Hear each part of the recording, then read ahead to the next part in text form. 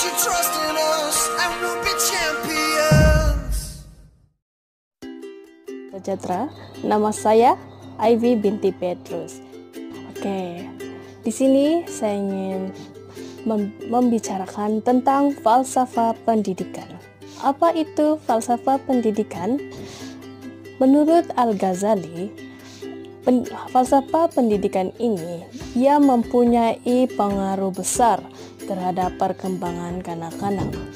Pendidikan sangat menentukan kehidupan sesuatu bangsa dan pemikirannya. Dan falsafah pendidikan ini juga dia bersituasi, kemudian menghasilkan teori dan kaidah pendidikan untuk menentukan pelaksanaan aktiviti pendidikan. Secara umumnya, falsafah pendidikan ini yang merupakan suatu proses yang mempunyai falsafah dua hujung yang saling berkait untuk mendidik dan pendidik. Pendidik ini adalah guru-guru di mana ia mempunyai falsafah yang tersendiri. Ia melaksanakan proses mendidik untuk mencari kebenaran, kenyataan, dan kebijaksanaan untuk disampaikan kepada pendidik. Falsafah pendidikan ini adalah falsafah pendidikan kebangsaan, di mana ia adalah suatu usaha berterusan ke arah memperkembangkan potensi individu secara menyeluruh dan bersepadu untuk mewujudkan insan yang seimbang dan harmonis dari segi intelek, rohani, emosi, dan jasmani berdasarkan kepercayaan dan kepatuhan kepada Tuhan. Oke, dalam falsafah pendidikan kebangsaan ini dia dapat memperkembangkan potensi individu melalui Jerry untuk membangunkan insan secara menyeluruh, bukanlah untuk melahirkan insan yang sempurna, tetapi untuk menyediakan tenaga yang serba boleh.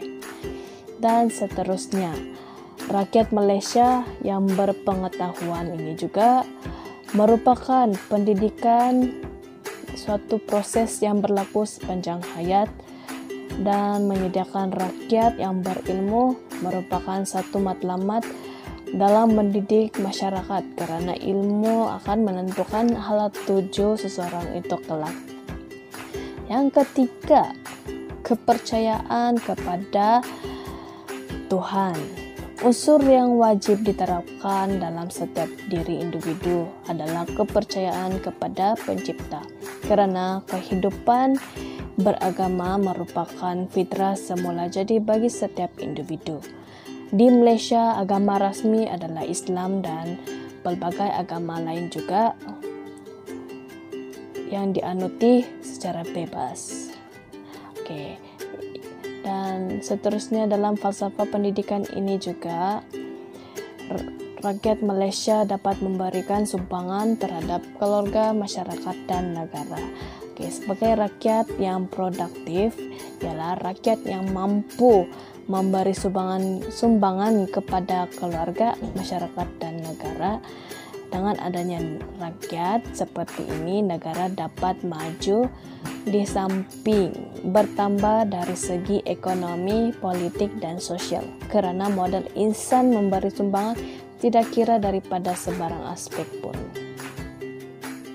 Hubung kait falsafah pendidikan dengan dasar dan sistem pendidikan ini sangat penting, karena falsafah adalah hasil pemikiran yang mempertimbangkan pelbagai soalan, dan dari pelbagai sudut juga dapat melihatlah gambaran besar yang menyentuh persoalan-persoalan dalam falsafah pendidikan. Seterusnya kita akan beralih kepada dasar pendidikan. Secara umumnya, dasar pendidikan ini adalah satu garis panduan untuk kita mencapai matlamat. Dalam masa yang sama, dasar pendidikan ini mengkategorikan 4 tujuan utamanya. Antaranya adalah dasar kawalan, dasar solusi, dasar kebajikan, dan dasar inovasi. Mari kita lihat dengan lebih jelas berkaitan dasar-dasar pendidikan ini.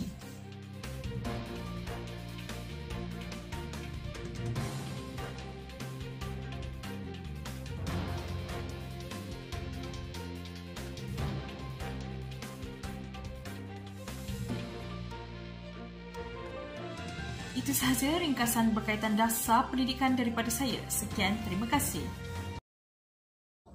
Saya Octavia Leo dan saya akan membincangkan dengan lebih dalam lagi mengenai sistem pendidikan.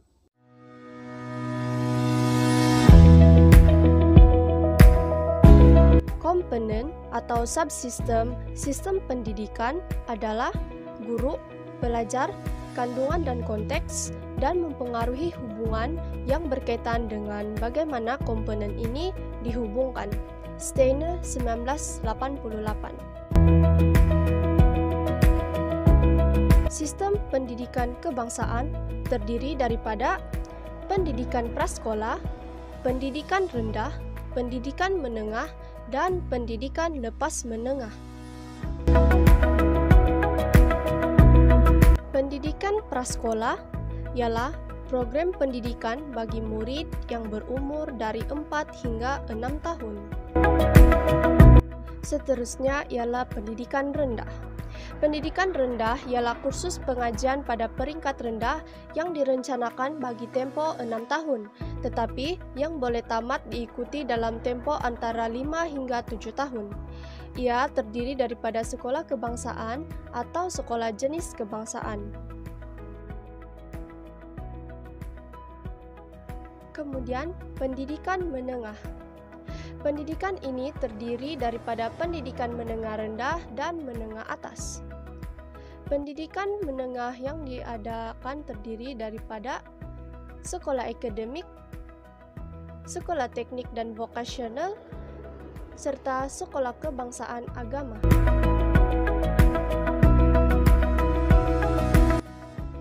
Pendidikan lepas menengah. Pendidikan yang disediakan untuk seseorang yang sudah tamat mengikuti pendidikan menengah rendah dan menengah atas, tetapi tidak termasuk pendidikan tinggi.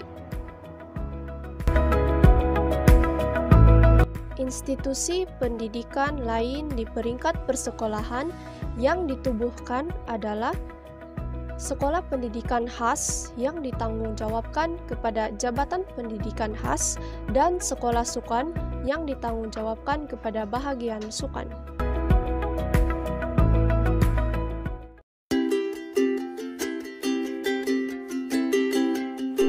Seterusnya, kita masuk kepada pengaruh pendidikan terhadap pembangunan.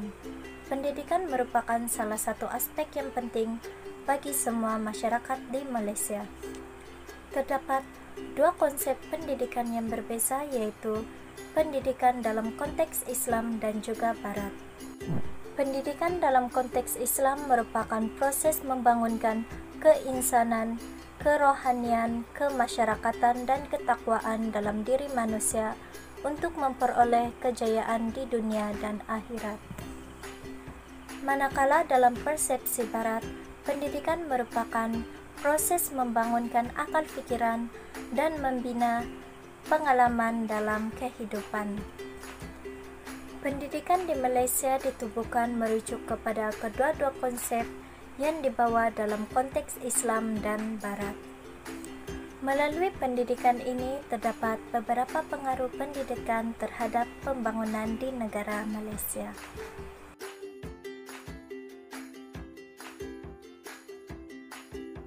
Antara pengaruh pendidikan adalah pendidikan untuk semua, yang mana telah memberi kesan terhadap pembangunan wanita dan keluarga, di mana pendidikan untuk semua telah meningkatkan tahap literasi yang semakin tinggi dalam kalangan wanita, yang menunjukkan hubungan yang signifikan terhadap penurunan kadar kelahiran, penurunan kadar kematian, peningkatan tahap penjagaan kesihatan, dan peningkatan kualiti keluarga. Selain itu, pengaruh pendidikan kemahiran telah memberi kesan terhadap pembangunan ekonomi, di mana pendidikan kemahiran telah membina rakyat ke arah pekerja kreatif berasaskan teknologi, telah berjaya meningkatkan produktif dalam pengeluaran hasil ekonomi. TVET juga telah meningkatkan kecekapan dan kemahiran bekerja dalam kalangan rakyat. Di samping itu, pendidikan berterusan telah memberi kesan terhadap pembangunan sosial, di mana pendidikan memainkan peranan penting dalam pembangunan keluarga, masyarakat, dan negara menerusi kesadaran dan penglibatan dalam memupuk perpaduan, keselamatan, kesejahteraan, dan keharmonian dalam kalangan masyarakat. Dalam pada itu, pengaruh pendidikan percuma telah memberi kesan terhadap pembangunan demokrasi, di mana pendidikan telah memberikan hak yang adil kepada semua rakyat untuk menyokong kualiti kehidupan dan hak untuk bersuara.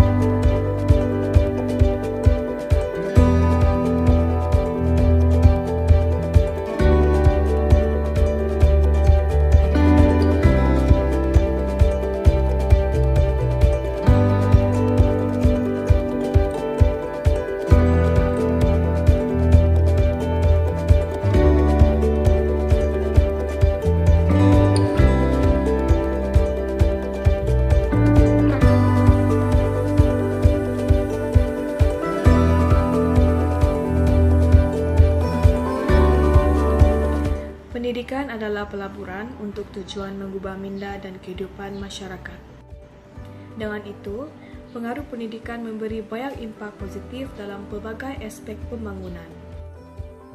Malaysia telah meletakkan asas yang kukuh untuk menjadi sebuah negara maju menerusi pendidikan. Kesimpulannya, falsafah dasar dan sistem pendidikan mempunyai hubung kait yang amat ketara dalam pembangunan pendidikan negara. Turut berlaku pengaruh-pengaruh pendidikan yang menjana pembangunan Malaysia secara menyeluruh.